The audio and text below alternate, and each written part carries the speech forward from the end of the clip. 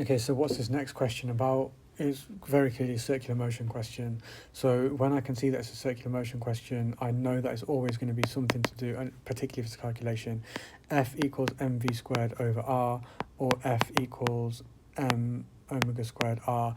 I've got to work out, it's going to be something to do with one of these things. That's the first point of call that I should always use. And then I also know that the force is going to be directed towards the center. And like, even though this is only a calculation question, if it weren't a calculation question, the other thing I would need to know is that it's a description of the force, not a type. So it's got to be equal to something else. So let's have a look at if there's anything that stands out to me here as being suspicious. Well, the first thing is that it gives me the diameter. So they're obviously trying to trick me there. So what do I need to do with that? Obviously, I'm going to need to divide it by 2 to get the radius. Is there anything that stands out? Well, it gives me the angular velocity. So the fact that it's given the angular velocity, this is leading me towards, okay, I'm going to probably use that equation. And is there anything else that stands out to me again?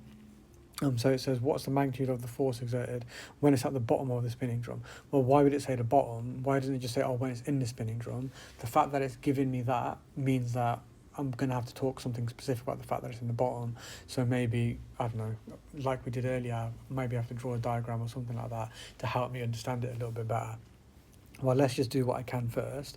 Because I know that F equals m omega squared r, I can just put numbers into the equation. So I'm going to put the numbers into the equation there, and I know that F is going to be, I'm not going to basically when I put the right numbers into the equation, the answer that I get is 20.25 newtons.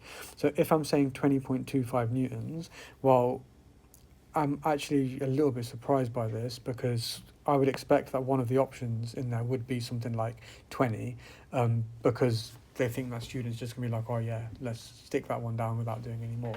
The fact that it's not an option is actually quite nice, because I know that this can't be the final answer now.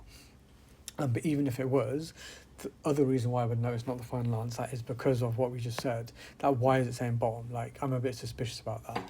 So why is it saying bottom? Well, I don't know. Let's draw a diagram to help and see what's going on. So if it's at the bottom, it's over here. Well, we've just figured out that this is the resultant force. So that means the force towards the centre must be 20.25 in total. Well, what are the forces that's acting on this?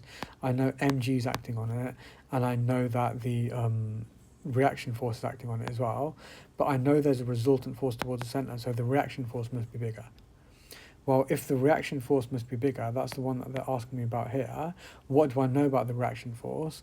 Well, I know that the reaction force minus the minus mg minus the weight must be equal to the resultant force, must be equal to the centripetal force, which we just worked out.